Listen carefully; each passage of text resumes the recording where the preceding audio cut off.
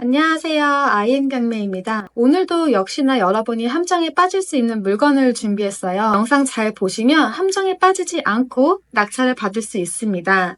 자, 시작하겠습니다. 여러분들이 경매를 배우셨을 때 말소기준 권리 이후의 권리들은 모두 소멸한다고 배우셨을 거예요.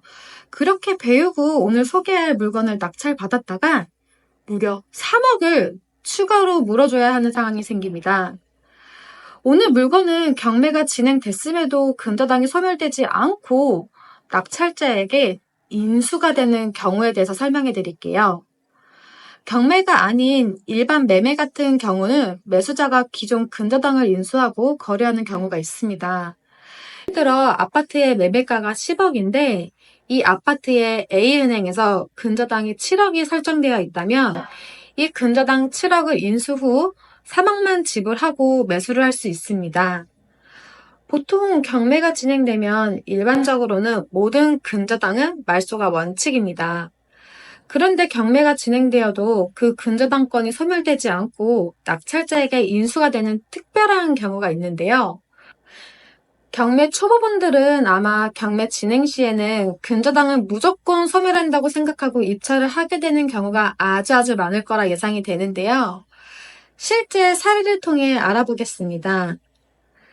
근저당이 인수가 되는 사건. 사건 번호는 2018-4723입니다. 이 사건은 건물과 토지의 2분의 1만 경매 진행이 된 지분 경매입니다. 무려 6번이나 유찰이 되고 1명이 낙찰이 되고도 미납을 한 사건인데요. 이 사건의 등기부를 보면 선순위인 농협에서 3억 2,500만 원의 근저당권이 설정되어 있습니다. 이 사건의 특별 매각 조건을 보면은요. 지분 매각으로 인하여 농협의 근저당 설정 등기는 소멸되지 않고 낙찰자에게 인수된다고 기재되어 있습니다. 어떻게 이렇게 될까요? 이유를 설명드리겠습니다. 소유자 A가 토지 위에 건물을 지으면서 농협에 근저당권을 설정하게 됩니다. 근저당권을 설정 후에 이 다가구 건물을 B와 C에게 2분의 1씩 지분으로 매도하게 됩니다. 그 다음에 임차권을 설정하게 됩니다. 임차인은 18명이고 보증금이 3억 1,200만 원입니다. 그 다음 공유자 중 한 명인 B의 2분의 1 지분이 강제 경매가 진행되게 됩니다. 만약 특별 매각 조건이 아니고 일반적인 경매가 진행되었으면 농협의 근저당권이 B의 2분의 1 지분에도 영향을 미치기 때문에 3억 2,500만 원의 2분의 1인 1억 6,250만 원은 소멸하게 됩니다. 그렇게 되면 농협의 근저당권인 말소기준 권리가 되며 그 이후에 들어온 임차인 18명들도 B의 지분에 대해서는 임차권이 소멸하게 됩니다. 그리고 낙찰을 받은 낙찰자에게 지분 2분의 1이 넘어가게 됩니다. 그럼 원래 사례로 돌아와서 이렇게 매각물건 명세서에 특별 매각 조건으로 근저당권을 인수한다고 명시가 되어 있으면 낙찰자는 어떤 영향을 받게 될까요? 낙찰자는 낙찰을 받고 낙찰 대금도 내야 되고 또 농협의 근저당권을 인수해야 합니다. 즉, 낙찰자가 농협의 채권을 인수를 해야 된다는 것이죠. 이 지분 매각 사건의 경우 농협의 근저당권을 인수하게 되기 때문에 농협의 근저당권은 말소기준 권리가 되지 않습니다. 그럼 어디가 말소기준 권리가 되는 것일까요? 바로 18명의 임차권 설정 이후 후순위에 있는 정모 씨의 강제경매 개시 결정 등기가 말소기준 권리가 되는 것입니다. 원칙대로라면 이 임차인 18명은 후순위 임차인입니다. 하지만 이렇게 말소기준 권리가 바뀌게 되면 임차인 18명은 후순위가 아닌 대항력을 갖춘 선순위 임차인이 되어버리는 것이죠. 따라서 낙찰자는 18명의 임차보증금을 떠안으면서 낙찰을 받아야 하는 위험한 상황이 벌어지는 것이죠. 그렇다면 이런 특별 매각 조건은 어떻게 생겨나게 된 걸까요? 농협에서 경매 법원에다가 신청을 한 겁니다.